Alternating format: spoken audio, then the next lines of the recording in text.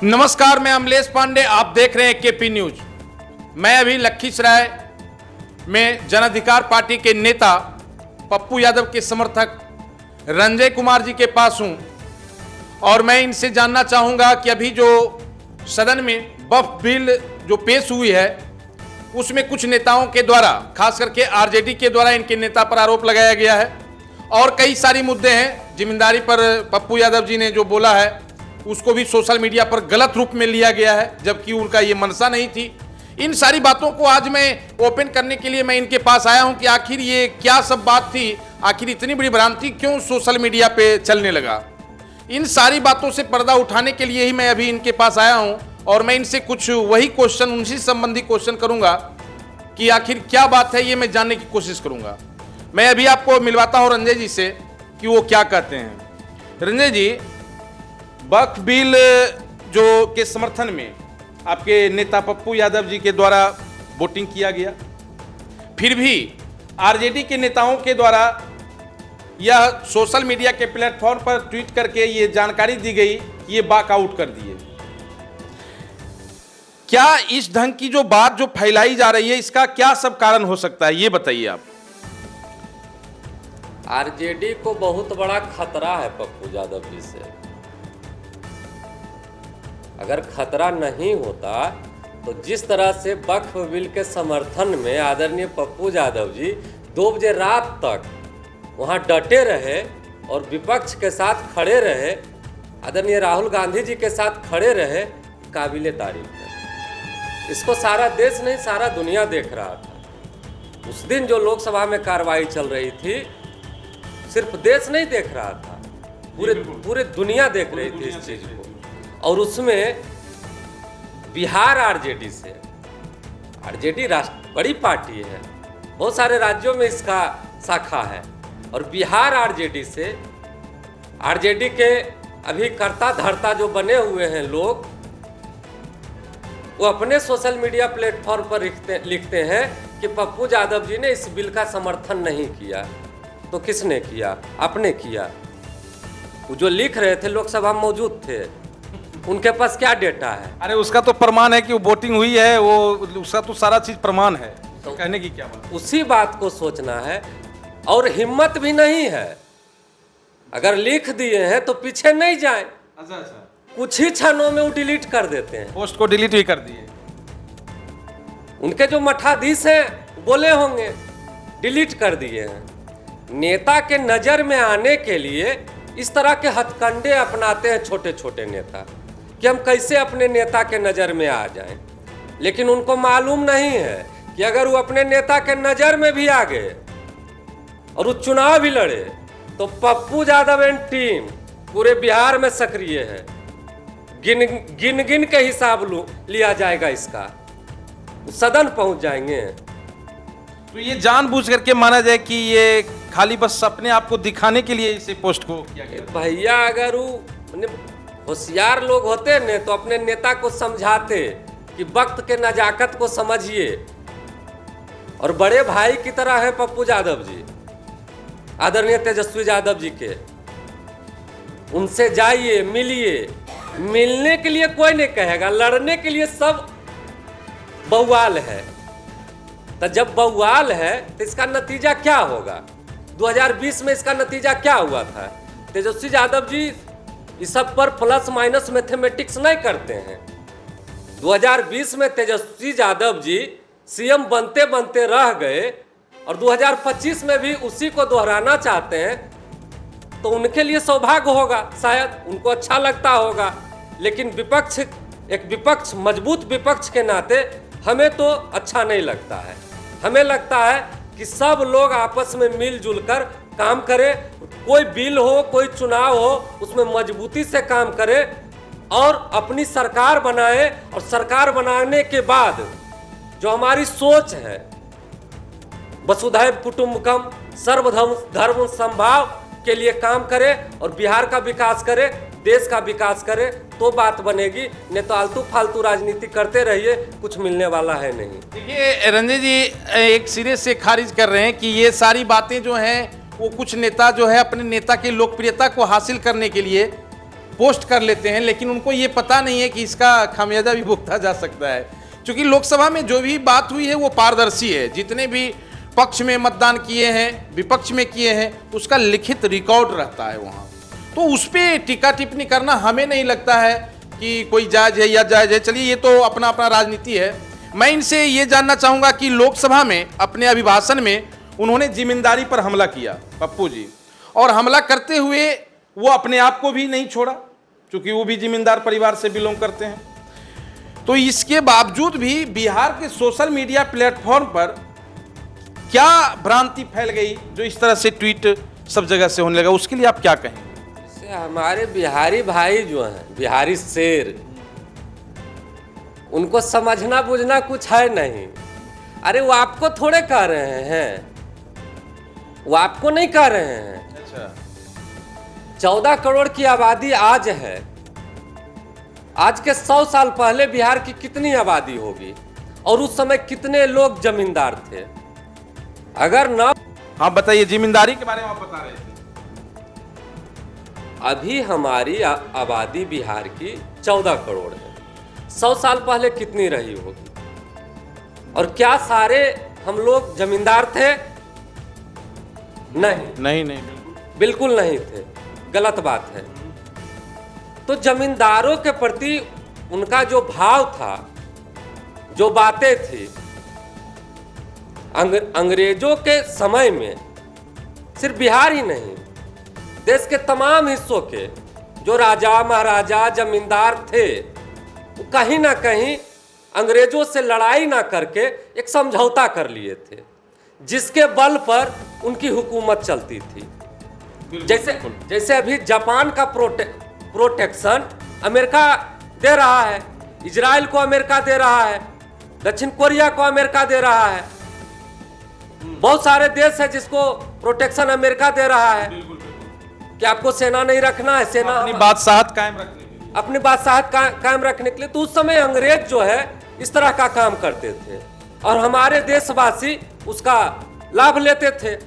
तो जब गलत तरीके से लाभ लिए हैं तो उसको सुनने में शर्म कैसा लग रहा है। उन्होंने खुद भी बोला है कि हमारे पूर्वज गलत तरीके से जमीन, अगर जमींदार थे तो मैं उनका भी विरोध करता हूं, पप्पू यादव जी का सीधा बात है, बिहार के उन तमाम लोगों का विकास हो जो शोषित हैं, पीड़ित हैं, पिछड़े हैं, अशिक्षित हैं, अस्वस्थ हैं, असुरक्षित हैं। तो इसकी बात करना क्या गलत है? क्या किसी समाज की बात कर रहे हैं, किसी जाति की बात कर रहे हैं, किसी धर्म की बात कर रहे हैं? तो पूरे बिहार और पूरे देश की बात कर रहे हैं ना। हो सकता है हमारे गांव में ही कोई पीड़ित हो, कोई ब्राह्मण के गांव में पीड़ित हो सकता है, कोई भी हो सकता है, के गांव में शोषित हो सकता है, कोई दलित के गांव में भी पीछे रह सकता है। और दलित आदिवासी पीछे हैं, इसमें कोई शक नहीं।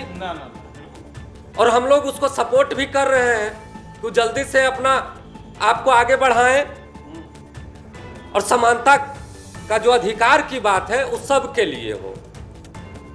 लेकिन हमारे जो फेसबुकिया लोग हैं, ये खाली पोस्ट देखे कमेंट मार दिए। अरे भैया, अगर गाली देना है आपको तो जो हमारे बिहार का अधिकार हमसे वंचित कर रखा है उसको दीजिए ना। अगर आप फ्रस्ट्रेशन में हैं तो वर्तमान सरकार पे अपना फ्रस्ट्रेशन क्यों नहीं निकालते हैं? कोरोना काल जैसे स्थिति में भी पप्पू यादव रोड पर थे, ये सारे लोग जग जाहिर है। जब कभी कोई व्यक्ति उनके यहाँ जाता है तो जितने संभव होता है वो मदद करते हैं। ये मीडिया में, सोशल मीडिया में, सभी जगह पर है। फिर वैसे व्यक्ति से अगर बाई चांस अगर कोई मिस्टेक हो गई तो फिर इतना उग्र नहीं होना चाहिए, ये कहना चाह रहे हैं रंजय कुमार सिंह। लेकिन मैं इसके बावजूद भी मैं इनसे कहूंगा कि आज जिस तरह से आपके ऊपर सारे नेताओं का जो अभी बार किया जा रहा है, क्या लगता है कि सभी लोगों को खतरा पप्पू यादव से ही है? बिल्कुल। बिहार में इस बार 25 में जो सरकार बनेगी उसमें पप्पू यादव जी की उपस्थिति महत्वपूर्ण होगी। ये पप्पू यादव जिसके साथ रहेंगे सरकार उसी की बनेगी। इसीलिए तो परेशान है सारे लोग। परेशान इसलिए हैं, जनता परेशान नहीं है, जनता तो मदद ले रही है, रोज जा रही है। सेवा, न्याय, मानवता का दूसरा नाम पप्पू यादव। अगर पूरे बिहार में किसी का कोई काम नहीं हो रहा है, उसको एक के बाद पप्पू यादव जी रहते तो मेरा काम हो जाता। इतना आशा उम्मीद है, इतना आशा और उम्मीद है इस नाम से। और बाकी इनके जो समर्थक हैं, इनके जो साथी हैं, बताने की जरूरत नहीं है। जब समय आता है तो किस तरह से 12 बजे रात में इनके साथी और समर्थक मदद के लिए दौड़ जाते हैं, वो पूरे जग जाहिर है। मैं अपने सारे बिहारी भाइयों से जो अभी नए नए राजनीति में एंट्री लिए हैं या लेना चाहते हैं या चुनाव लड़ने वाले हैं, उनसे मैं निवेदन पूर्वक कहना चाहता हूं कि अगर आप बिहार के लिए राजनीति करने आए हैं तो आप बिहार के सवालों पर मुखर होइए। आप पलायन पे बात करिए, आप शिक्षा पे बात करिए, आप स्वास्थ्य पे बात करिए, आप रोजगार पे बात करिए। क्या कर रहे हैं आप उस आदमी के बारे में अलग गलत बोल रहे हैं जो आदमी दिन रात एक समान किए हुए है, जिसे अपनी कोई फिक्र नहीं। पप्पू यादव जी को कोई फैक्ट्री नहीं खोलनी है, ना उन्हें कोई कमी है। अगर वो हमारे और आपके जैसे चाहें तो आराम से रह सकते हैं, लेकिन नहीं, उनको किसी का कष्ट, किसी का दर्द महसूस होता है, दौड़े चले आते हैं। लखीसराय की ही बात लीजिए, जो छठ पूजा के दौरान घटना घटी थी। ब्राह्मण परिवारों के यहाँ बहुत सारे लोग लाश को रख के राजनीति कर रहे थे। उसमें पप्पू यादव के समर्थक और पप्पू यादव जी ने क्या किया, उस परिवार से जाकर पूछिए। हम लोग गए, उनसे बात की, और उनके जो 3 आदमी डेथ हो गए थे, हमने बोला इनका पोस्टमार्टम हो गया, अब इनका अंत्येष्टि करिए। और जो 3 आदमी घायल थे पीएमसीएच में, उसके मदद के लिए हम लोग दिन रात एक हो गए। और पप्पू यादव जी खुद भी उनके घर आए। लेकिन ये चीज नहीं दिखती है, जो लगातार काम कर रहा है, लोगों की आवाज बन रहा है। पीड़ित, शोषित, वंचित समाज के पिछले पायदान पे खड़ा होने का मतलब कोई जाति नहीं होती, कोई धर्म नहीं होता। किसी के भी गांव में किसी की भी जाति, किसी का भी धर्म से हो सकता है। हम लोग उसकी बात करते हैं। और हम अपने सभी बिहारी नेताओं से आग्रह पूर्वक कह रहे हैं कि आप कम से कम इस बात को समझें और इसके लिए काम करें, और हमारे कदम से कदम मिलकर चलें। नहीं तो हमें खुद बोले, मैं आपके कदम से कदम मिलकर चलने को तैयार हूं, लेकिन बात सिर्फ बिहार की होगी और बिहार के पीड़ितों की होगी, वंचितों की होगी, शोषितों की होगी, और बाकी फिजूल बात एकदम नहीं बर्दाश्त नहीं की जाएगी। चलिए, रंजय जी कह रहे थे कि शोषित और पीड़ित, माने कहने का इनका सीधा अर्थ है कि जो आपका मूलभूत आवश्यकता है उस मुद्दे पर बात हो। सोशल मीडिया एक बहुत बड़ा प्लेटफॉर्म है। सोशल मीडिया के माध्यम से हम अपनी आवाज को कई लोगों तक पहुंचाते हैं, तो उसमें ये सोशल मीडिया पर ये ध्यान रहना चाहिए कि आपका एक पोस्ट कहीं लाभ भी दे सकता है, कहीं नुकसान भी दे सकता है। इसलिए इस पर जरूर ध्यान देनी चाहिए। मैं ये सारी बात तो रंजय जी से हुई, लेकिन रंजय जी सबसे बड़ी बात यह है कि आप पर कोई वार दूसरा नहीं किया है, महागठबंधन के लोग ही किए हैं। ये बहुत बड़ी बात अपने आप में लगता है। और वो भी बिहार का विपक्ष, जो यहाँ का प्रबल दावेदार हैं, वो लोग अगर वार कर रहे हैं तो कहीं न कहीं कुछ तो लगता है कि बात है। विनाश काले विपरीत बुद्धि, जिसका विनाश होने का रहता है उसका बुद्धि विपरीत हो जाता है। आप देखते होंगे छोटे छोटे चुनाव में मुखिया, वार्ड समिति, सारी बातों से जो अभी निचोड़ आया है, ये इनका ये सीधा कहना था कि लोग अभी जब चुनाव का समय है तो हम इधर उधर न भटक करके आम जनता और सोशल मीडिया के प्लेटफॉर्म पर सभी लोगों से ये अपील है कि आप मुख्य मुद्दा को सामने लाइए। बेरोजगारी, ये समस्या जो है, आपका अगर आप पिछड़ा या जो भी है आपका जो परेशानी है, इन सारी बातों को लाएं कि हमें शिक्षा में हम कहाँ हैं, हमारी क्या डेवलपमेंट होना चाहिए, हमारे यहाँ उद्योग की बात होनी चाहिए, हमारे यहाँ बेरोजगार की बात होनी चाहिए। इन सारी बातों को जरूर लाना चाहिए, ताकि अगर हम इस बात को लाएंगे तो कोई भी आगे जो भी सरकार बनेगी उसी मुद्दा पे काम करेगी। चलिए, आज तो ये खंडन हो चुका है कि वक्फ बिल बोर्ड पर पप्पू यादव का समर्थन था, लेकिन कुछ नेताओं के द्वारा गलत रूप से इनको सोशल मीडिया पर ला करके और भ्रम में लोगों को फैला करके और ये सारे काम किए गए। फिर वो बता रहे हैं कि सोशल मीडिया से तुरंत उसको हटा भी दिया, पोस्ट को हटा भी दिया गया। लेकिन इन सारी बातों से ये स्पष्ट होता है कि महागठबंधन में जो ये बेचैनी है, तो कहीं न कहीं पप्पू यादव भी एक अहम भूमिका महागठबंधन में रख रहे हैं, जिसका यह सुगबुगाहट स्पष्ट दिख रहा है। धन्यवाद।